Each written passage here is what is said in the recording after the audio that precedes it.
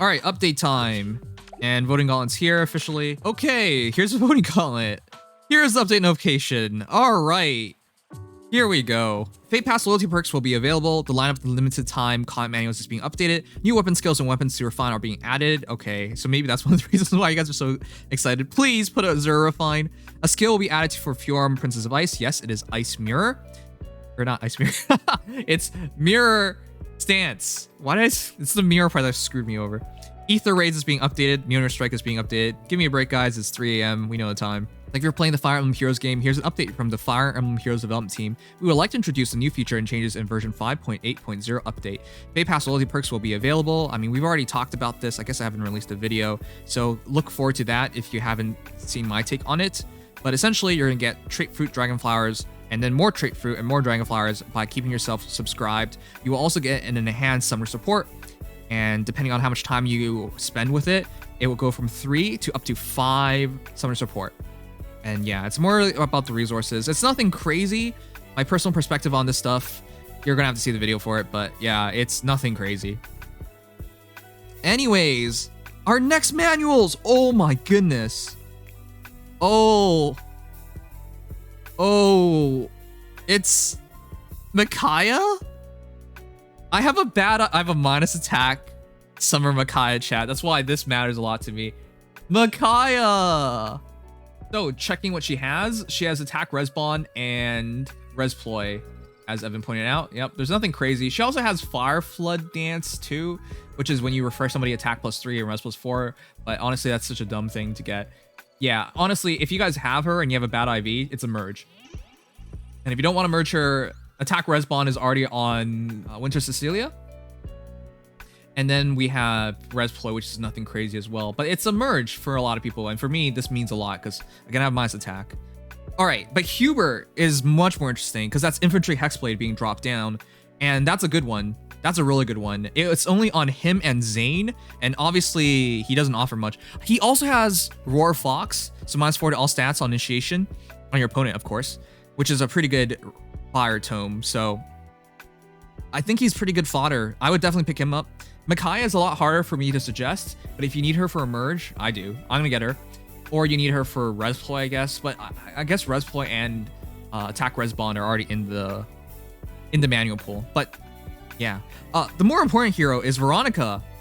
Wow, that's really good because if you need her tome, which is attack res -5 and then 4 HP healing, is it a MIDI blooms? It always confuses me. A MIDI is the green one, pack blooms is the blue one. But essentially, as I said, attack res -5 on foe during combat, and then during combat, 4 HP to units healing per time you attack. And all you have to do to get those stats or be within 2 spaces of an ally. It is the best free-to-play tome for defensive blue mages.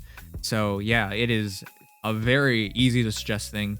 For example, Sonia from the Grail pool would love to have that as one of the examples. Aside from that, Valbar is here, which is funny because Benny is 100% better now, so no point in Valbar. Arthur is here. I guess he has Swap and Lancebreaker. I guess you might want Valbar because he has attack, HP attack too. I guess that's it.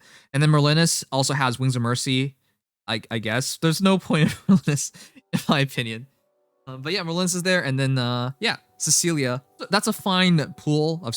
I think Hubert is your most important manual, followed by Veronica, and depending on whether you have Micaiah or not, that's your next big manual. So those would be the 3 I pick up personally.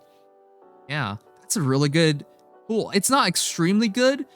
I think it's extremely good because again, I'm trying to fix the IVs on my Micaiah. That's why I value it so much. But for everybody else, if you have a red mage that needs improvement, and it's a really easy to path the fodder here because Infantry Hexblade, you can get all 3 off of Hubert, and you just have to get Roar Fox. Roar Fox off of, you just have to get it off of Urk. So it's a pretty easy pathing to fodder off to a really good red mage. Oh my, yeah, we could have just guessed this. No, oh no. Yes. Azura when. Azura when. All right, well that said though, there's no Azura, but hey guys, we all knew Laegjarn was gonna get her refined, didn't we? The champion Muspel? There was no way she was not gonna get a refine. Come on. So, there she is. I believe her refine was based off of your bonuses. If you have bonuses, it just becomes damage for her, right? Correct me if I'm wrong. But yeah, Laegjarn, man, that is a good hero to get a refine on, and it made a lot of sense because she's the champion Muspel going up against Fjorm. Let's see if she's quite that good. Ares getting his refine is crazy because Dark Mystletainn is special spiral in the weapon. That's already pretty insane. Back in the day, distant counter Vantage Ares, extremely scary hero. But yeah, Eldigan also has access to Dark Mystletainn, and he's already been using it. All right. Nonetheless, this is going to be a pretty impressive refine because whatever they add onto this is just going to make it even more scary. Dark Mystletainn is just stupidly good. Anyways, yeah, I'm pretty happy about that one. Finn is getting Loyalty Sphere, which is cool because before he only had Brave Lance and nobody really used him after they got him. He's an interesting unit, a pretty good, I mean, when he first released, Tempest Straw hero to take and use in Arena Assault. So Loyalty Sphere, we'll see what that does. Most likely is a Brave Lance plus, better than that. Anyways, as for Maribelle, she now has Punishment Staff. That's interesting. Punishment Staff. Before, she basically had Trilemma or whatever. It just drops TA on you. It's so stupid. So I hope she gets something really nice. But with Elise being so good, with they even made Mist good. With all the staff refines thus far, they've all been good. So I hope it's good. But yeah, Ares and Eldigan share the refine, so those two are both there. Dark Mystletainn will be the best refine for both of them, obviously, because just Fury in the weapon is kind of dumb. As for our special hero, it would be Bridals. Sanaki is pretty interesting because she got attack speed +2, up to 3 allies near her, so attack speed +6. But it's nothing crazy. Nobody really used her after she came out. Sanaki is okay, high attack, high res. She's basically a flying red Sanaki, but she's green. I wonder what they'll do, but it'll probably be some debuff effects or whatnot. Special hero refines can be hit and miss. Some of them are really good, some of them are really meh. I'm not being a Pepega, dudes. We're 5.5 hours into stream. It's 3 a.m. I'm kind of tired. Wait, what is this? Okay. Anyways, to access the weapon refine, Red Blades, new skill, Mirror Stance 3 added to Fjorm. We talked about that a while ago. And then Aether Raids is being updated. A new structure? No way. That looks so dumb. Safe defense. Safe defense will be added. Okay, what will it do? Until turn X, being this structure's level, after skills are activated at the start of the defensive team's turn, if the entire raiding party is outside defensive team's attack range or is within 2 rows and 7 columns center on structure, all defensive units' actions end immediately. What? It's an Aether Raids offense structure. Wait, what? Later that same evening.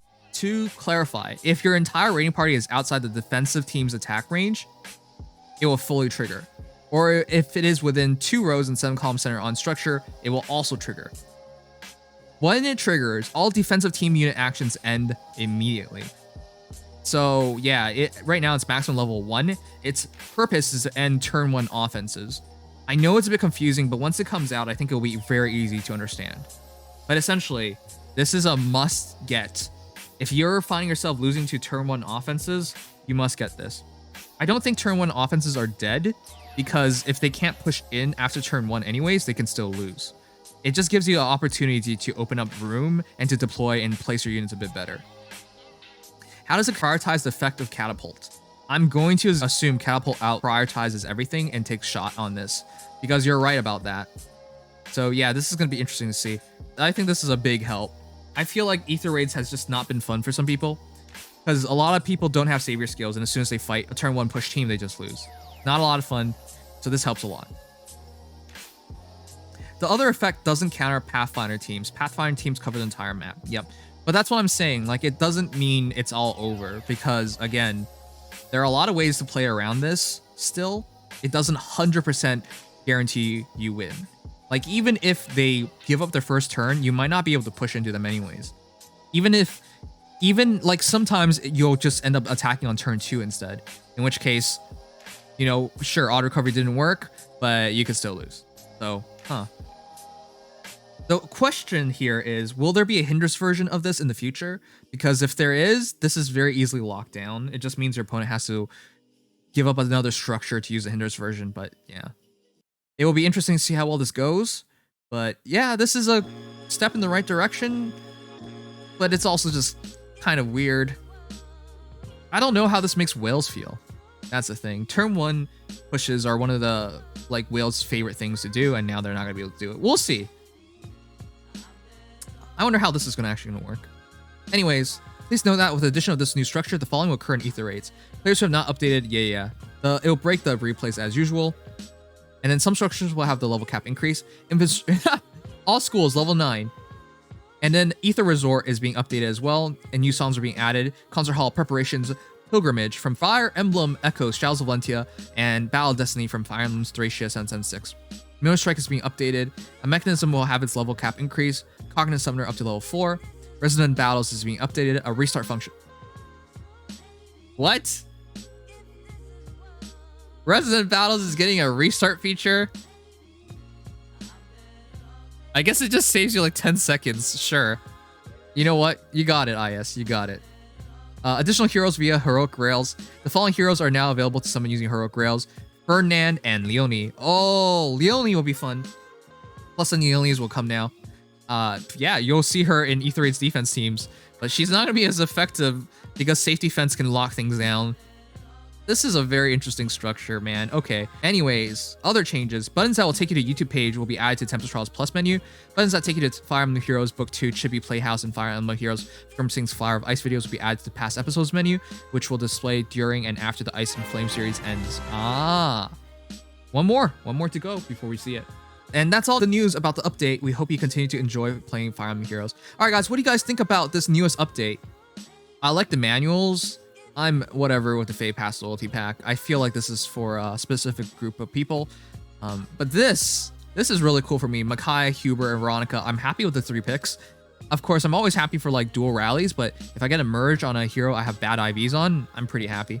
The weapon refinery is pretty big. Laegjarn being there is huge, as well as Ares and Eldigan. I'm happy to see what Maribelle and Finn get, and I have Sanaki, so it's nice to see her get an update, but I'm surprised. This doesn't bring up the Grand Hero Party or the Hero Fest banner. It's safe to say a Feh Channel is coming in the next couple days. The Feh Channel is almost guaranteed to be August 1st.